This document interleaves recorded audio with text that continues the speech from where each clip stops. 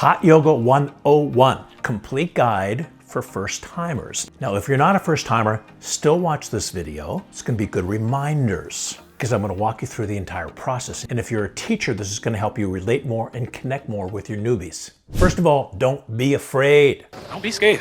A lot of people think I can't do yoga because I'm not flexible. It's like saying I can't drink water because I'm thirsty. It doesn't make any sense. That's how you're gonna get flexible. Everybody has to start from the beginning. You're gonna get stronger than ever before. You're gonna get more flexible than ever before. This yoga can change your life, guaranteed. Now, it can be intimidating. You're walking into a yoga class for a first time and you've never done yoga before, but I'm going to be standing by you the whole time, holding your hand, walking you through the entire process. And there's nobody better than me that can walk you through the process. There's probably very few people on the planet that have done as much yoga and has taught as many hot yoga classes as I have. So who better to walk you through the process? And I'm going to walk you through the process step by step. A lot of times people don't go to yoga class because they're embarrassed. They don't want people to see them because they can't really do much. They don't know much. Here's the thing. Let's get rid of that thought right away because nobody cares. They're all focusing on themselves. In fact, you should be focusing on them and use them as an example to see what to do and where to follow. But they're going to be focusing on themselves. They don't care.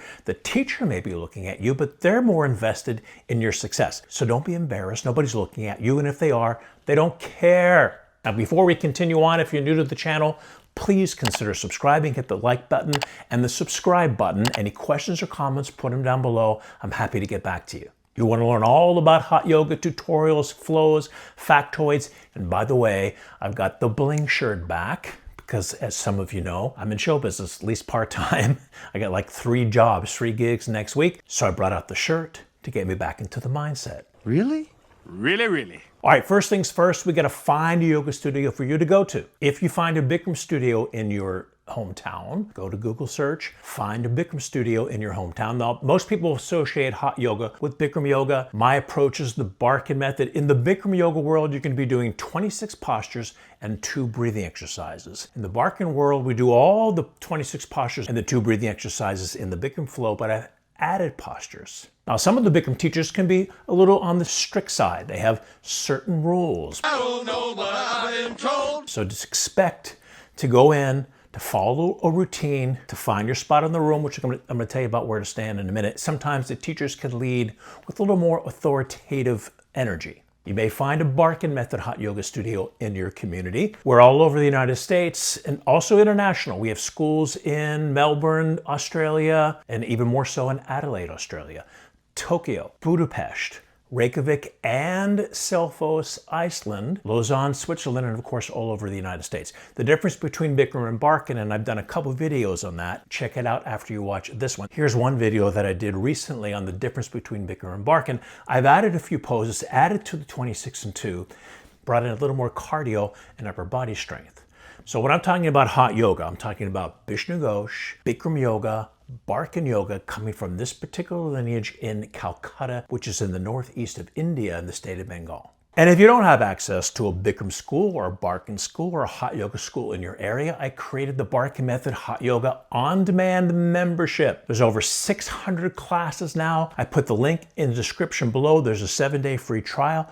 Check it out. We'd love to have you join us. You can take class with me every single day. What are you going to wear? For women, yoga pants, yoga tops, tight to the body. It's okay to wear loose things too. Like for the men, for example, loose running shorts are great. A t-shirt, you don't want to be wearing something that's too heavy on the body because you're going to be sweating. A lot of men do yoga without a t-shirt. It's up to you. T-shirt, loose fitting shorts, like running shorts for men. The last thing you want to do is wear something that's going to restrict your range of motion. You don't want to limit your range of motion by your clothing. Make sure to hydrate before class, during class, and after class. Recently, I've been promoting one particular product called Epic Water Filters. And I fill up my bottle of water before class and take it into class with me. It's really a great filter. You can pour almost any type of water in it. This is a very advanced filtration system. I put a link in the description below. You'll get a discount if you put in the code Jimmy when you go to their website, and you get a 15% discount. They also make a great filter you can have at home for your refrigerator. Okay, now it's time to walk into class. Where should you stand? I suggest standing in the back middle of the room. Now, some Bikram studios, they always have you facing the front. However, recently, to keep people on the mat, in the Barkan Method, I had people turn to the side So we can keep people on the mat when we step out into posture like triangle or standing separately head to knee. Traditional Bikram faces the front, but some schools now, a little more progressive schools, and the Barkan Method, we turn to the side. So if you're over on the right side of the room, all of a sudden people turn, now you're in the front of the room. So you don't want to be in the front of the room as a newbie. Stand in the back middle, and then you can watch. Most of the advanced people, most of the regulars are going to be in the front row. Look at those people in the front row. Use them as an example. Use them as inspiration to follow along. Back, middle, perfect spot. Also, make sure to tell the teacher that you're new. And if you have any type of injury, let the teacher know. You have a knee problem, an ankle problem, shoulder problem, let the teacher know before class. A lot of teachers will ask who's new and if anybody has any type of issue or any type of injury, but they may not. So go to the teacher, find out who the teacher is, let them know that you're a new student, you're anxious to learn, and if you have an issue of any type of injury, let them know. Now it's time to start the class, and if you're in a Bikram class or a Barkan class, we start with deep breathing, a pranayama exercise that's unique from our lineage in Calcutta. So you're going to start feet together, toes and heels touching, and I'm going to explain this breathing to you now so you know what to expect going in. You're going to interlace the fingers under the chin, inhale through the nose, exhale through the mouth, but through the back of the throat. This is called the Ujjayi ocean sound, which is tough to make at first. With a little practice, you can get it. So you're gonna start by inhaling through the nose. As your elbows come up, your chin comes level. The last second, like a little extra lift. At the exhale, your head goes all the way back. You're exhaling through the mouth. Elbows come together and palms come together. Let me do the breath and the movement at the same time so you can see what we're doing.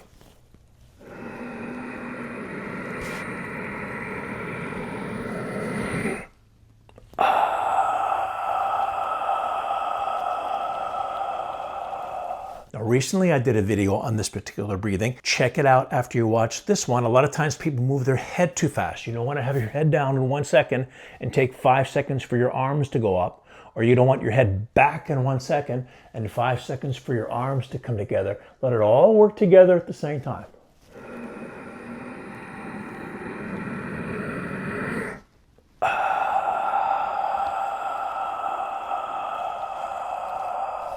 And you can hear the sound of the breath. This is what we call the ocean sound. And when you can incorporate this particular placement of the breath throughout your practice, it's going to make a big difference. In fact, it'll take you even above a lot of regulars and people that have been doing yoga for a long time that don't implement the proper breath. So it's back of the throat. You can hear my lungs opening. Once again, if you really want to learn how to do that breath and perfect it, which I highly recommend that you do, check out this video after you watch this one. And then the rest of the class begins. One of the biggest problems beginners make is they go too far too soon. Take your time. Start out slowly. If you go too far too soon, what happens is the body contracts to protect itself. And now you can't move because now your body has contracted. So we want to let the body relax. When you go slowly, the body will trust you and allow you in. It'll allow you to go to a deeper place. So after the deep breathing exercise in the Bikram world, they do half moon, right, left, and back. In the Barkan world, we do sun salutation. Take your time. Slow motions, deliberate motions. Try to incorporate that Ujjayi breath, that yogic sound. That ocean sound breath is going to help you tremendously. But take your time. Pace yourself, because here's another big problem, not just with beginners. That's why I was saying before, if you're not a beginner, watch this video, with many yoga practitioners. Problem is that we're a performance-oriented society. We think we have to do really well so that the teacher will like what we're doing, so we look better to our friends who don't care about you anyway. Like I said at the beginning of the video, they don't care. So it's not about performance. It's not about how flexible you are, how strong you are. I don't care how flexible and strong you are. You're still going to start out at the beginning level. So take your time and be patient. This is really important. Patience is key. Less in the beginning, and you can slowly work into the pose. And as you start to feel a little more comfortable with it, then you can start to turn on your energy toward the end. Less in the beginning, more at the end. This is a really important dynamic to use while practicing, especially as a beginner. And don't worry about the heat. I mean, some people just don't like the heat, and probably if you don't like the heat, you're not even watching this video. It feels really hot in here. Is it hot in here? You're going to get used to it. Maybe after the second or third class, not only are you going to get used to it, but you're going to start to get a addicted to it. People get addicted to that hot room. It's wonderful. If I go on vacation, just recently I was on vacation for a week, my body started to tighten up. I could feel I needed to get back into that hot room to move my body in the heat, to get that range of motion happening, because this is how we're making serious investments to our future health. Moving the body in all these different directions. That's one of the reasons why I created the Barkan Method, to add even more range of motion, like do a posture like revolving triangle or belly twist. We get those side rotations going, not just in spine twist. Life-changing. On the first half of the class are standing poses, about 45 minutes to 50 minutes, where you're going to be, in the Bikram world, you're going to be doing a lot of balancing poses, like eagle, standing hip to knee, standing bow. Like I mentioned before in the beginning of the video, in the Barkan Method class, we start out with sun salutation.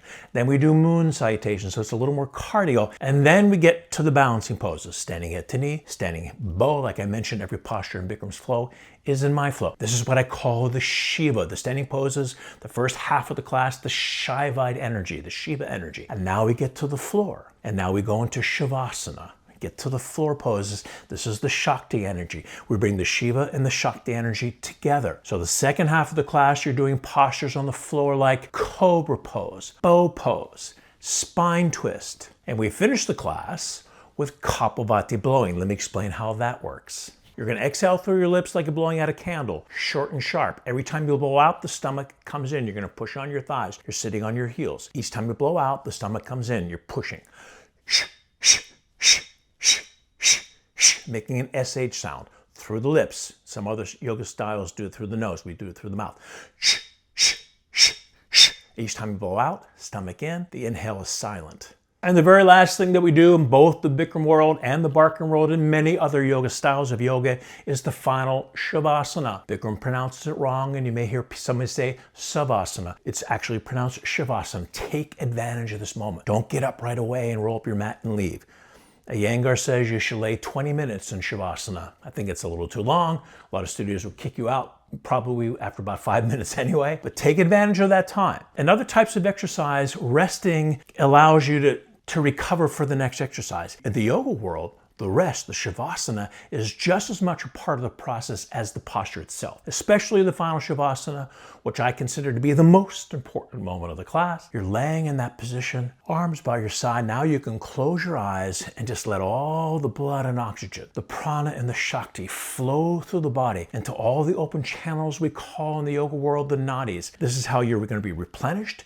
This is how you're going to reorganize the cells. Now the process completes. Now you're making the most amazing investment for your future health. And then the key is, make sure you come back the next day. Don't just come in one day and think you can take 3 or 4 days off. Come back the next day. Try to make it as consistent as you can. 4 days a week should be minimum. 5 days is great. 6 is ideal. I don't like 7. So once again, come back the next day. Continue to build the momentum. Change your life forever. So that's our episode for today. Thank you so much for watching. If you're new to the channel, please consider subscribing, hit the notification bell, the like button below, and I will see you at the next video. Bye, everyone.